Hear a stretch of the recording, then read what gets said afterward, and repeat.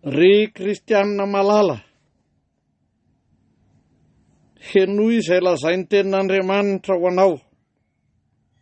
Fa ianao kosa, raha mivavaka, dia midira amin'ny efitranonao, ka rehefa voarindrinao ny varavaranao, dia mivavaha amin'ny rainao.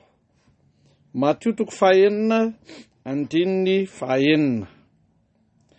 Eo anatrehan'ny loza entin'ny otrikaretina corona manerana izao tontolo izao, dia miombona amin'ny fiangonana kristianina tsy ankanavaka, amin'ny antso ataon'ny Papa Ray Masina izahay, ka miantso ny malagasy rehetra mba samy hanonona ny hataky ny tompo avy amin'ny fonony tokoa amin'ny alarobia 20 Marsa amin'ny 12 atoandro.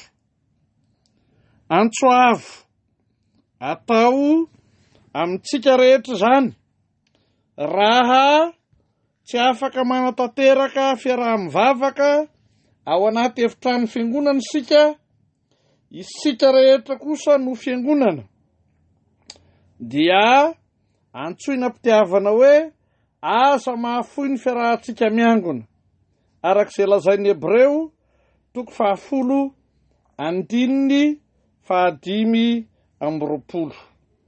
Manana ady lehibe izay atao isika miatrika izao arety mandoza tsy eto amin'ny tanindrazantsika izao ihany, fa manerana izao tontolo izao.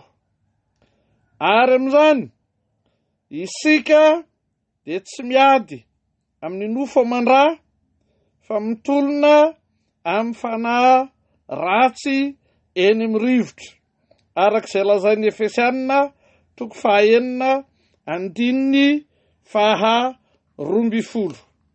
Andao ary isika rehetra hiaraka hivavaka amin'ny fanonana ny rainay izay any an-danitra na ny hataky ny tompo, rahampitso 20 Mars amin'ny 12 atoandro.